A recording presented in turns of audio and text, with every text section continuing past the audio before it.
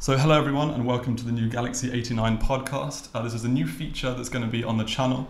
Over the last few years I've managed to kind of meet some really interesting people in the automotive industry, so I thought it would be a kind of intriguing exploration of their views and opinions and experiences if we could sort of provide a format like this. Today I'm joined by my first guest, which is James Sohl from Renaissance Classics. So first of all, thank you for taking part in the podcast. No, thank you. Thanks for inviting me. That's an absolute pleasure. So first off, I really want to, this is a new business. Obviously we're at Renaissance Classics Sports Cars right now.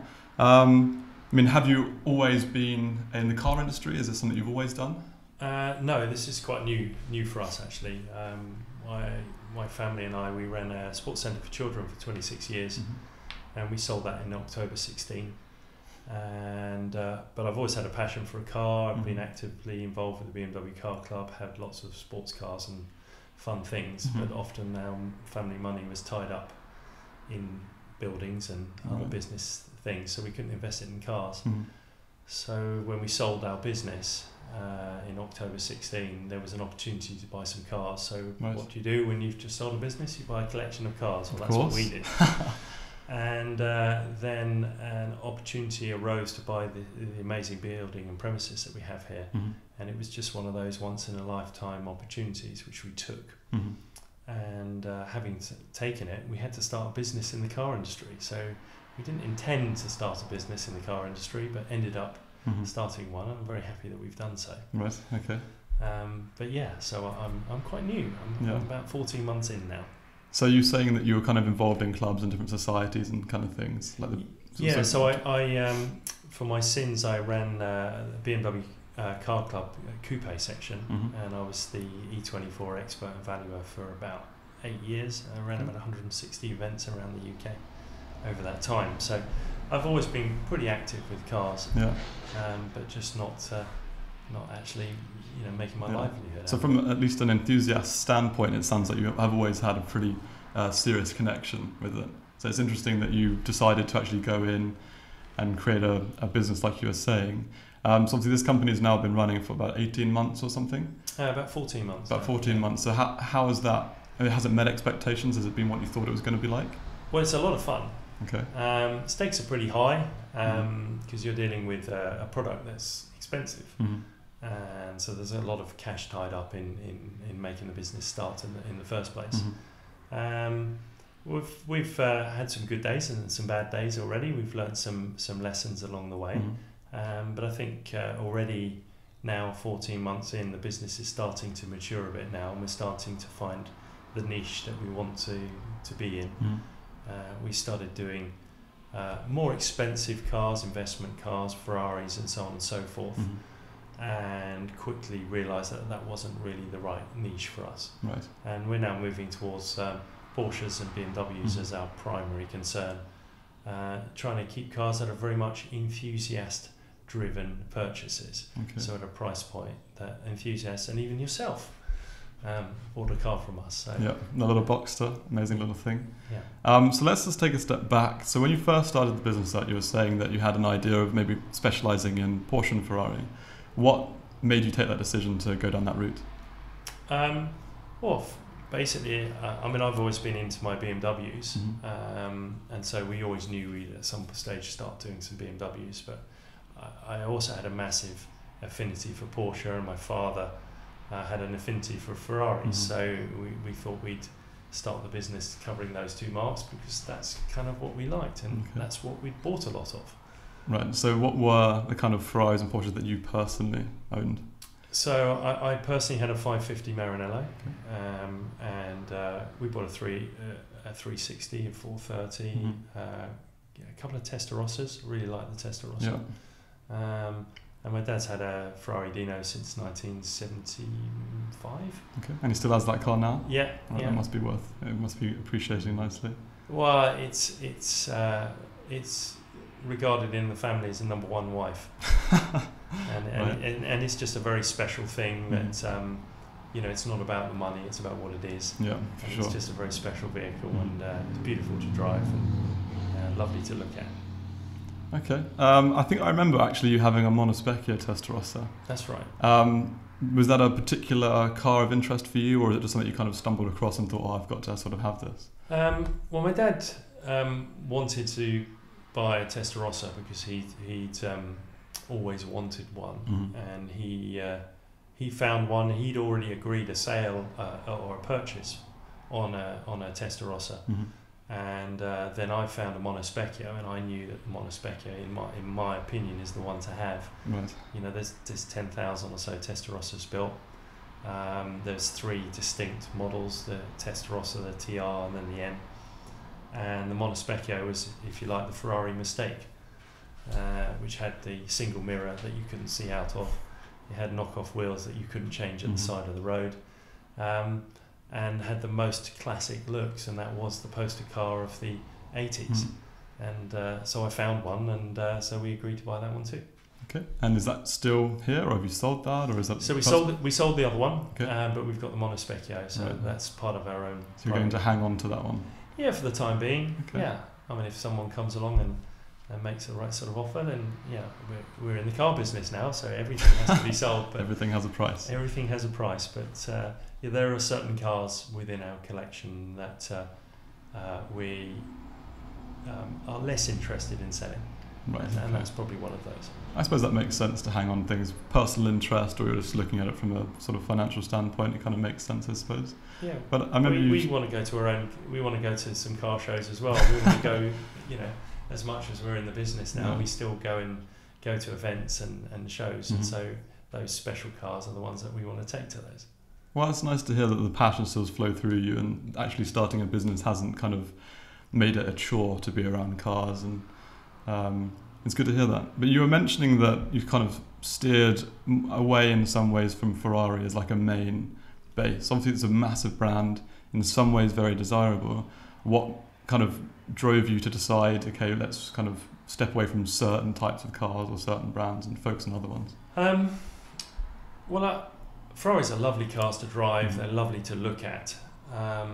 When you come to selling them, there's then a slightly more difficult scenario, because they're not the most reliable vehicles in the world, and you've got to warrant that car, you've got to back that car, and with Ferraris that's a little bit uncomfortable when you're selling it, having to do that with them. I'm not detracting from the cars, they're great cars, but you know, I don't know with any Ferrari whether tomorrow it's going to work.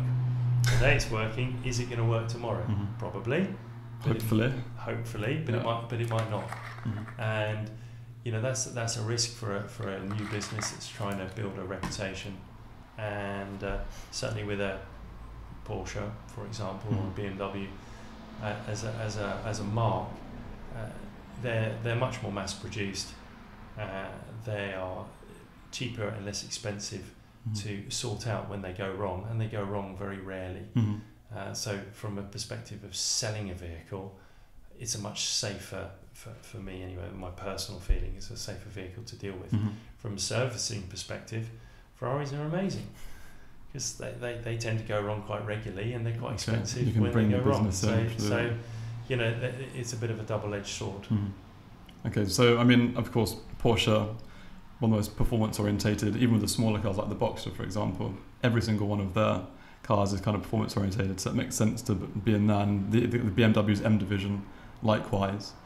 Are there any particular Porsches, any particular BMWs that you find more inclined to want to have in the dealership?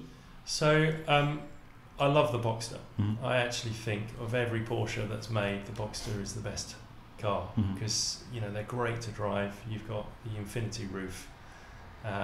You know, they're just fabulous cars. Obviously 911s are a bit more practical, and the GT cars are really quite something to drive, as well as the turbos. I mean, even within Porsche, there's quite an array and quite a range of driving experiences, even though the models are fairly similar. And so I adore Porsches. With the Porsches, we're trying to buy cars and sell cars that sit outside of the dealer network. We don't want to be competing with the Porsche centres. We want to be sort of selling cars that are a few years older, But still, we're looking for low mileage cars with really good history, and decent specs on the Porsche side of things, and we're looking primarily at Boxsters, Caymans and 911s. With the BMWs and the M cars, I'm more inclined to buy M cars or interesting older modern classic BMWs. So we think, for example, E46 is a great news. They've dropped and dropped and dropped. They're starting to pick up in value. They're great cars to drive, and they're not a lot of money, so they're a really good entry point within our dealership of cars. And then we're looking out for, if we can find them, they're hard to find good ones, E39 M5s, for example, Z3 M Coupes. Those are sort of cars that we've got a particular affinity towards, and it's just trying to find them. And then likewise, the sort of modern classic Porsches. So this week we've bought a 944 and a 928, and we've got a spattering of air-cooled Porsches as well for people that want that classic Porsche driving experience.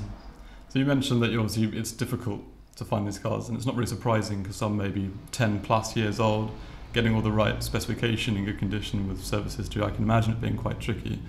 But in real terms, how difficult has it been for you to sort of locate like really decent cars at that kind of age? Being an enthusiast and a bit of a geek when it comes to cars, I spend a couple of hours every day surfing the internet on various forums and the usual big players with regards to selling cars, and I'm looking for interesting cars. And then when I come into the office, I'm picking up the phone to some of those cars, and I'm trying to buy them. And so a lot of the cars have come through that. The majority of the cars we've bought have come through actively searching and sniffing out interesting cars. We've bought a few cars through auctions as well. They're slightly more risky for me because you're not meeting the owner, and I like to meet the owner. Yes, of course. If you meet the owner and you've seen how they've looked after the car, you've got a pretty good indication of the quality of the car. And more recently, and I think this is only going to get better as we develop and grow and gain our reputation, we're now starting to get offered cars. And even last week, a car I sold a year ago, the owner's now, we've bought the car back and we're selling it for a second time. So that's where things start to go full circle now. So you're already sort of developing loyalty with customers coming back and having a sort of a good customer-trader relationship. Yeah, no, absolutely. I mean, I've one customer now who's we've sold him 6 cars. Wow, that's a lot. So that's significant. So we're helping him with his collection and sourcing him some cars. So with the exception, I think, of one piece of stock, all the stock we own. And we like to buy the cars. We own the cars. We take ownership of that, and we stand by what we've bought. We do the odd sale and return, but I think we're reasonably unique within the car industry in that we own our stock, and that's the direction that we're trying to go in. And we've got approximately 40 cars in stock. Not all are here because we're trying to set them up to be very good examples, and I only want to have one problem with a car, and that's the price, because I want the cars to be really, really exceptionally well prepared. Because you have, of course, a detailing service here, you have a servicing department here. That's correct. Yeah, so I mean every single car that comes out would have gone through both of those departments, I imagine. Yeah, so again, we're learning and developing all the time, but we have a process that a car goes through. So initially, when it arrives, before we drive it even, unless we've had to pick it up and drive it on the road to get to us, we'll put it through the workshop first, and we'll go through our 131-point inspection process. We're red, amber or green flag things on the car. So anything a red will be done immediately. Then something that's an amber, we'll take a view on that, just like you would on your normal car. So, if it's a case of, an amber might be that the tread depth is down to 4 mil on a car. Okay, well, it's not worth changing, but it's something that we'd let the new owner know about. If it was down to 3 mil, we put new tyres on it. So we take a bit of a view on those things. Obviously, we want the car to be as green as possible. and then we'll let the prospective buyer of that car see that list, see what work we've done, see the invoices. So that's the starting point. Then the next stage is our sort of detailing and valeting department will then go through the car, and we'll work out whether or not there's any door dents or scratches, or whether or not the car needs a wheel refurb, or all the more cosmetic issues. We'll create a list of things that wouldn't come out in the 131 point inspection because that's purely mechanical. And then we'd rectify those issues with a number of partners that we've developed over the last 14 months or so. And once we've agreed the list and we've established that we're happy that we've bought a good car, then we're happy to photograph it, market and advertise that car. Right. If we feel we've bought a bad car, which will happen from time to time, then we'll probably then re-enter that car and sell that car through another mean, but we wouldn't retail a car that we weren't happy with. Right, okay. That sounds reassuring. And it's obviously the process you just described is obviously very thorough. For a new business, kind of setting up a company that's already got multiple departments, has that been a difficult process at all? Not difficult exactly, but different. I mean, the previous company we had 130 staff, so it was a big company, and so we had lots of resource in order to point work to. With the new company, we're a very small company, we've got 8-9 staff, so resource is the problem in that, if we get very busy, we've got more work than we can deal with. So it's not such a bad problem in a way. Yeah, it's a good problem to have, but it's a problem nonetheless. So we have some issues like that we need to work our way around, and they're good issues to have. And it's about getting the right resource, and when you've got a bigger company and you've got a problem with a member of staff or something like that, you can work with that person over a long period of time, because you can do that. With a small company, you can't do that. You have to be a little more aggressive with who you get in and how they perform, because everyone has to make a big contribution to the team, and that's really important. But yeah, so it's different. It's not easy or difficult. It's just different, and it's learning the new business and the expertise required in that new business, which is motor trade specific, but running a business is still running a business. Yeah, it's always going to be a new endeavour with challenges and different things. But if we move the discussion on just a little bit, as you may be able to see behind us, there's a AC Schnitzer thing you're running by, a slideshow. So Renaissance have recently partnered with AC Schnitzer. I believe that you're the only AC Schnitzer partner in the UK, is that correct? No, that's not. There's a number of I guess AC Schnitzer UK call them dealers.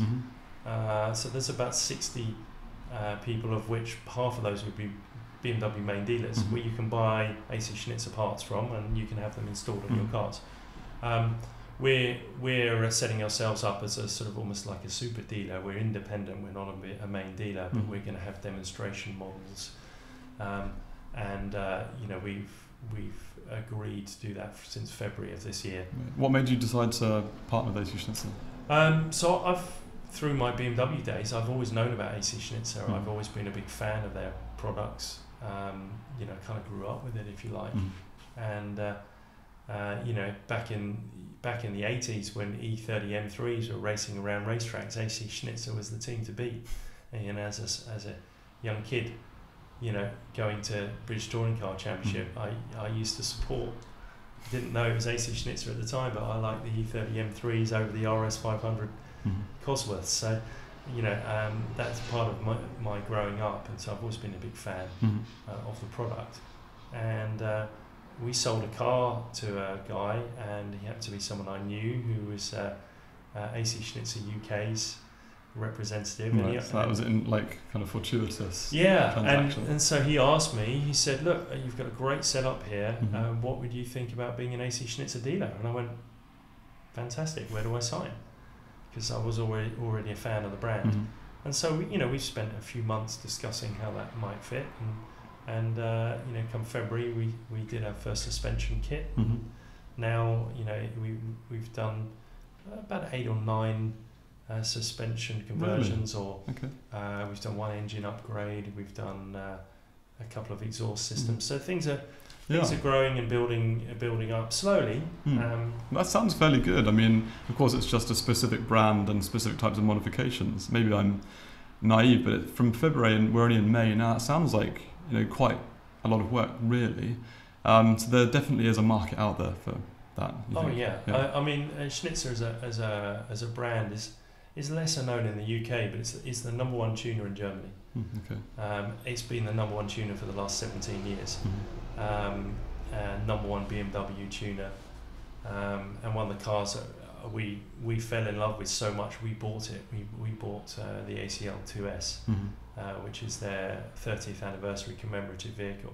There's only 30 of those, and we have the only one in the UK. Oh wow. So we're putting our money where our mouth is definitely. on this. So we have that. We've now just had an M2 come in for ACS Sport M2, which has got about £22,000 worth of modifications. Wow, that's pretty significant. And it's already, obviously an M2 is an amazing car as it is. I suppose you may be biased answering this question, but do you think that AC Schnitzer would make a car like an M2 better, or does it just make it different? I think BMW make good cars. Yeah. I think recently they could be critiqued in terms of their ride quality, and they can also be critiqued a little bit in terms of their throttle response. And those are two things that Schnitzer's very, very, very good at. So when we do a tuning on a car, their suspension, even their spring kit, although to really gain the benefit, you need to go with the springs and the dampers, or even the full coilover system. Schnitzer cars ride really nicely. They're not bumpy cars. They've got a subtleness to the ride quality. They're very stiff, but they're subtle. In the same way that a Lotus runs along a road, and it's what they're famous for. So they've got a lovely ride quality, but they handle unbelievably well. And for me, if I had to categorize cars, and we're selling Porsche and BMW here, so we've got BMW, great cars, you've got Porsche, and you've got the M products that sit in the middle between a regular BMW and then you've got the M car, and then you've got the Porsche. For me, what with the Schnitzer, it puts a car in between the M car and the Porsche in terms of how they sit. I suppose that would make sense from what you're saying, that it's a softer ride than an M2 or an M car. So their mantra on their suspension is faster, not harder. Right. And they do extensive testing both on the road and at famous places like the Ring. Okay. And obviously, it gets some criticism by some sort of purists always testing cars at the Ring, but I think it's probably a good place because it's a very dynamic circuit with different types of positive and negative camber and bumps and extreme amounts of different corners. And the Ring is maybe called a toll road, but it's basically a racing circuit. And so if you develop a suspension just with that in mind, of which some brands have done over the years, you get a very stiff car. Right. That's very uncomfortable and doesn't work when you arrive on a Surrey B road. That seems to be happening more and more actually with modern cars. They have more sort of firm suspension.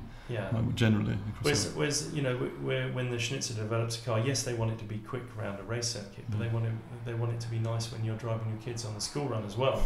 And so it's trying to get the balance between getting a car that handles really well, but at the same time rides really nicely too. And it's what they're famous for. If you could only afford one part, that's what I would be spending my money on.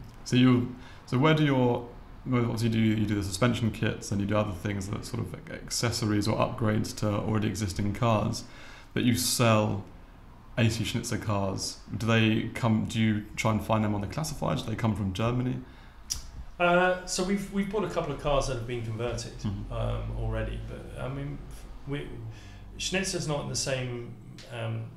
It's not the same as something like Alpina. So Alpina is its own mark. It's got its own chassis number and everything else like this. So you buy an Alpina, you don't buy a BMW Alpina, you buy an Alpina. With a Schnitzer, you buy a BMW that's been Schnitzer converted. So it's not quite the same thing. Yeah.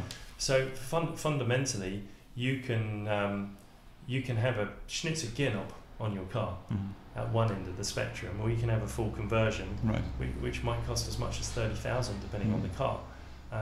It just depends on what you want and what you can afford, and so on and so forth. But in terms of your sourcing, is your relationship with Schnitzer so that you actually get cars from them directly, or is it just you're being offered cars? Or so at the moment, our relationship is as a dealership, as a venue where customers can come in with their cars and have their cars converted.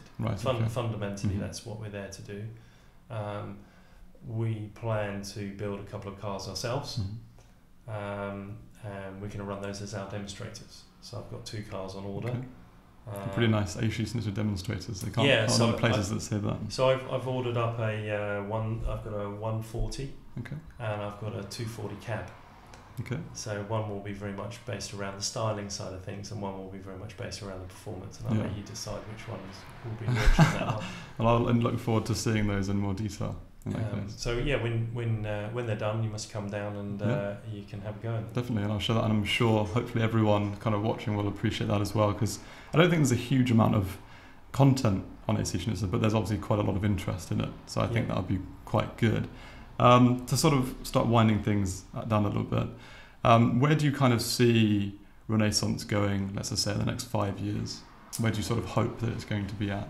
Well, certainly as a new business, when you start a new business, the business starts at an operational loss month by month, and then that improves over time. So hopefully we'll still be here in 5 years. I feel fairly confident that we will, because the business is now really starting to ramp up.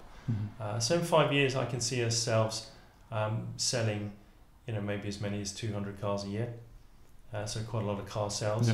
I can see us having 5 or 6 technicians in the workshop supporting the servicing and maintenance of Porsches and BMWs. We've got 2 at the moment, and we're recruiting a 3rd one. So if there's a good technician out there listening who's interested, and actually we're actively searching at the moment for a female tech.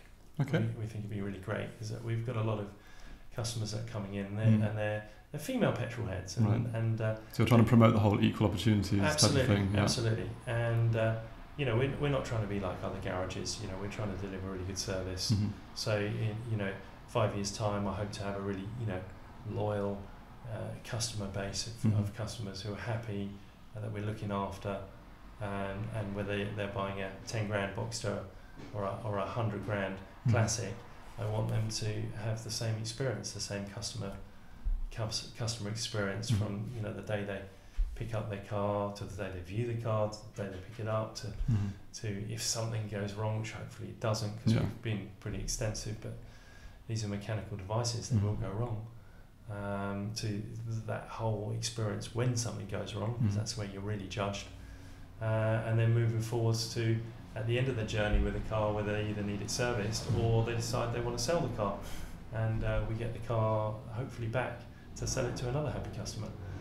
So obviously development, I suppose it's the same with any business really, but it's just development sort of across the board, but doing it in kind of your own way, I suppose. Yeah, it's more of the same in terms of how we've started the business, but it's about every month incrementally being a little bit better than we were the month before, and never accepting sitting still. I think it's about developing and growing the business, and that could include another site. That sounds like an interesting. That's obviously that's something on your mind potentially. It's not something I want to go into in this forum. No, of course. No, we've got big plans for the future, and the most difficult part of time for any business is its first 2 years, and we've opened a business in slightly trickier financial times. People are being a bit more careful with their money, and some people would say that's a bad time to start a business, but I think that's a good time, because actually you have to be good. You have to do things right, through challenging times in any walk of life, you become stronger. And we started our last business in a recession, and we built it into the market leader of what we did. And there's a lot bigger industry that we're in now in the motor industry, but within the niche that we're trying to create for ourselves, we want to be the best at what we do within our niche. Well, that's very good. And you obviously have a very diverse approach with the cars that you're getting in, investment cars, the Porsche and BMW, the AC Schnitzer, and also the services that you deliver. So I imagine that you're going to be very successful, and I hope you will. I have to say thank you once again for taking part in this. That's great. No, thanks for inviting me, Andrew. It's always a pleasure to chat about cars with you. If anyone wants to know any more about Renaissance Classics, I'll leave all of the links in the description of the video. Until the next one, I want to say thank you all for watching and listening. And please subscribe if you want to see more content. Cheers. Thanks, James. Thank you.